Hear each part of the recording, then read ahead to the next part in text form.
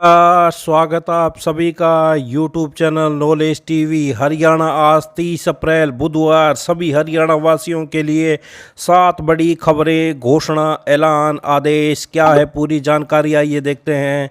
हरियाणा की सबसे तेज़ सबसे सटीक जानकारी के लिए यूट्यूब चैनल नॉलेज टीवी को सब्सक्राइब करना ना भूलें। बेल आइकन घंटी का बटन ज़रूर दबाएं जिससे अगली वीडियो का नोटिफिकेशन सबसे पहले आपके पास पहुंच सके। तो चलिए देखते हैं सभी हरियाणा वासियों के लिए आज 30 अप्रैल 7 बड़ी खबरें, घोषणा, ऐलान। पहली बड़ी घोषणा, वरिष्ठ नागरिकों के लिए अब रोडवेज बसों में सफ़र करना महंगा होगा। सरकार ने वरिष्ठ नागरिक कार्ड को national common mobility card NCMC में अपडेट किया है। इसे बनवाने के लिए बुजुर्गों को 360 रुपये का शुल्क देना होगा। वहीं रिचार्ज करवाने पर बुजुर्गों को 10 से 20 रुपये तक की GST भी अदा करनी पड़ेगी। इसके बावजूद कार्ड केवल रोडवेज बसों में चलेगा। तो ये बड़ी अपडेट हिसार डिपो के पास क्लर्क ने बताया कि बुजुर्गों को यह कार्ड मिलने शुरू हो गए हैं। सब डिपो में करीब 4000 वरिष्ठ नागरिकों के पास बने हुए हैं। इनमें से अब तक 8 बुजुर्ग आवेदन करके NCMC कार्ड ले चुके हैं। इससे पहले बुजुर्गों को कागज़ पर बना हुआ पास जारी किया जाता था जो निःशुल्क होता था। वहीं अब बुजुर्गों को ऑनलाइन आवेदन करना होगा। CSC पर बुजुर्गों से 50 से 100 रुपये तक की फीस ली जा रही है। इसके बाद 360 रुपये अदा करने होंगे। इसमें से 200 रुपये कार्ड में बैलेंस के तौर पर मिलेंगे। वहीं जब यह बैलेंस खत्म हो जाएगा तो बुजुर्ग को 100 रुपये से 500 रुपये तक का रिचार्ज करवाने पर 10 GST, 501 रुपये से 1000 तक का रिचार्ज करवाने पर 20 रुपये की GST चुकानी होगी।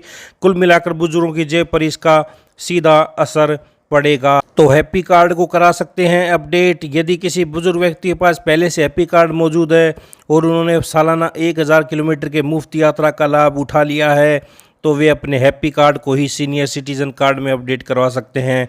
कार्ड में पैसे न होने पर नकद भुगतान की सुविधा भी है। तो निजी बसों में देना पड़ सकता है पूरा किराया। बुजुर्गों का वरिष्ठ नागरिक पास रोडवेज के साथ निजी बसों में भी चलता है, लेकिन अब दिया जा रहा NCMC कार्ड केवल रोडवेज बसों में ही चलेगा क्योंकि निजी बसों में टिकटिंग मशीन नहीं है। ऐसे में बुजुर्गों को निजी बसों में सफ़र करने पर किराया पूरा देना पड़ सकता है। तो ये बड़ा झटका बुजुर्गों के लिए। 360 रुपये शुल्क ले रहे वरिष्ठ नागरिकों से रिचार्ज पर GST कटेगा 10 से 20 रुपये तक। तो महंगा पड़ रहा है वरिष्ठ नागरिकों को NCMC कार्ड। तो ये हिसार से बड़ी अपडेट।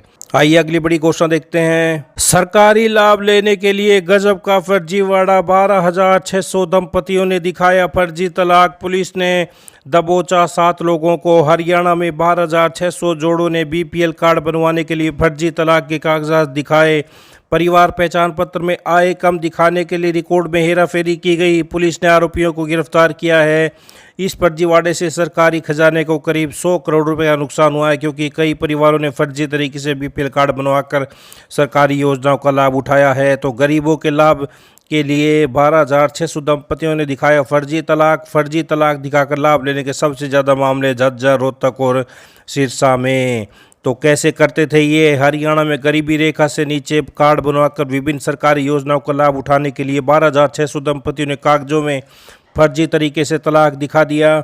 परिवार पहचान पत्र में 1,80,000 रुपये से कम वार्षिक आय दिखाने के लिए रिकॉर्ड में हेराफेरी कर तलाक के फर्जी दस्तावेज लगा दिए। मामला सामने आने के बाद पुलिस ने आरोपियों को गिरफ्तार किया है। इन जिलों में आए सबसे ज़्यादा मामले झज्जर, रोहतक और सिरसा में आए हैं। पुलिस जांच में पता चला कि गिरोह का नेटवर्क कई अन्य जिलों में भी फैला हुआ है।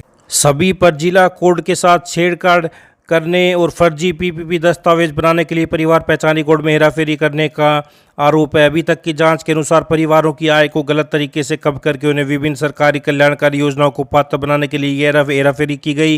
दंपतियों ने कॉमन सर्विस सेंटर के माध्यम से ऑनलाइन सिस्टम में तलाक के दस्तावेजों के रूप में खाली कागजात जमा किए। क्रिड के जिला प्रबंधक ने इन्हें वैध तलाक के दस्तावेजों के रूप में प्रमाणित किया। इस प्रकार 2 अलग अलग पारिवारिक पहचान पत्र बनाए गए जिससे दंपति की आय 1,80,000 रुपये वार्षिक कम हो गई और वे BPL बनने में कामयाब हो गए। सरकार को कई करोड़ का झटका लगा है। लाभार्थियों ने BPL योजनाओं के तहत कई लाभ उठाए हैं।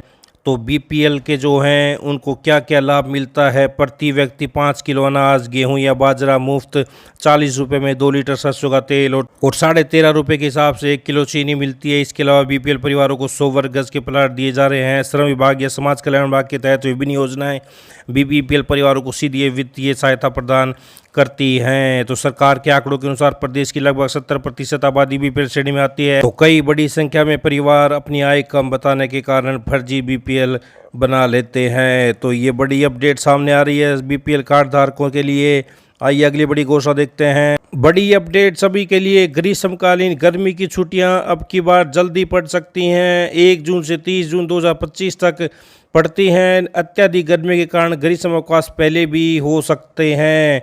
तो स्कूली छुट्टियां हरियाणा के राजकीय विद्यालयों में मई महीने के अवकाश 4 मई, 10 मई, 11 मई, 12 मई, बुद्ध पूर्णिमा, सोमवार स्थानीय अवकाश 18 मई, 25 मई, 29 मई महाराणा प्रताप जयंती। तो ये बड़ी अपडेट मई महीने के अवकाश। आई अगली बड़ी घोषणा देखते हैं। हरियाणा में बोर्ड एग्जाम रिजल्ट का डेट शेड्यूल जारी। 10वीं का रिजल्ट 12 को आएगा, तो 12वीं का 15 मई को। बोर्ड तैयारियों में जुट गया है। हरियाणा मौसम से बड़ी अपडेट सामने आ रही है। प्रदेश में बुधवार से मौसम बदल जाएगा। उत्तर हरियाणा के जो जिले हैं उनमें धूल भरी तेज हवाएं के चलने के साथ बारिश होने की संभावना। इसको लेकर मौसम विभाग ने येलो अलर्ट जारी कर दिया है। मई के पहले सप्ताह में 2 पश्चिमी विक्षोभ एक्टिव होने से हल्की से तेज वर्षा हो सकती है। प्रदेश में इस दौरान 40 से 50 किलोमीटर प्रति घंटे की रफ्तार से धूल भरी हवाएं चल सकती है। मौसम वैज्ञानिकों ने किसानों को अपनी फसल को ढकने या उसे बारिश से बचाने के लिए सही जगह रखने की सलाह दी है। तो 30 अप्रैल को पंचकूला, अंबाला, यमुनानगर में 30 से 40 किलोमीटर प्रति घंटे की रफ्तार से धूल भरी हवाएं चलने के साथ बारिश हो सकती है। तो मौसम वैज्ञानिकों की माने तो 1 मई से हवा में बदलाव और पश्चिमी विक्षोभ के आंशिक प्रभाव से राज्य में 1 मई रात्रि से 3 मई के दौरान आंशिक बादल, धूल भरी हवाएं चलने, कहीं कहीं बूंदाबांदी, हल्की बारिश की संभावना है। तो तेज हवाएं चली।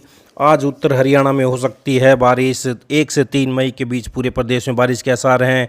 तो ये बड़ी अपडेट आई। अगली बड़ी घोषणा देखते हैं। प्रदेश में स्कूलों के ऊपर से गुजरते हाई टेंशन बिजली तारों को हटाया जाएगा। शिक्षा निदेशक ने फतेहाबाद, कैथल, करनाल और महेंद्रगढ़ के जिला शिक्षा अधिकारियों को उन स्कूलों की रिपोर्ट मांगी है जिनके ऊपर से 33 किलोवाट से अधिक क्षमता वाले तार गुजर रहे हैं। उन्हें हटाने के लिए जिला शिक्षा अधिकारियों को बिजली निगमों को अनुरोध पत्र भेजना होगा। साथ ही जिला शिक्षा निदेशालय ने इस बात पर भी आपत्ति जताई कि कई बार रिपोर्ट मांगने के बावजूद विभिन्न जिला से सही जानकारी मुख्यालय को नहीं दी गई है।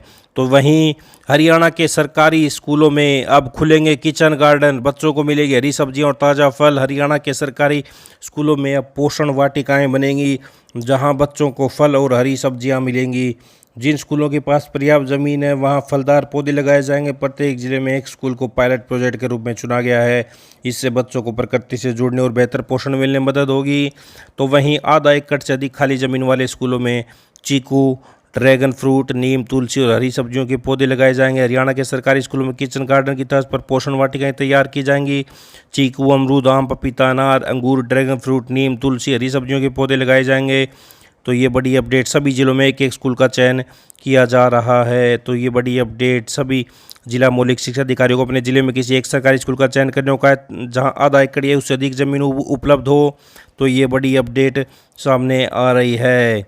तो ये सभी हरियाणा वासियों के लिए दोपहर 12:30 बजे तक की बड़ी खबरें, घोषणा, आदेश, ऐलान। हर ताज़ा सबसे तेज सब सटीक जानकारी के लिए चैनल को सब्सक्राइब जरूर कर लें।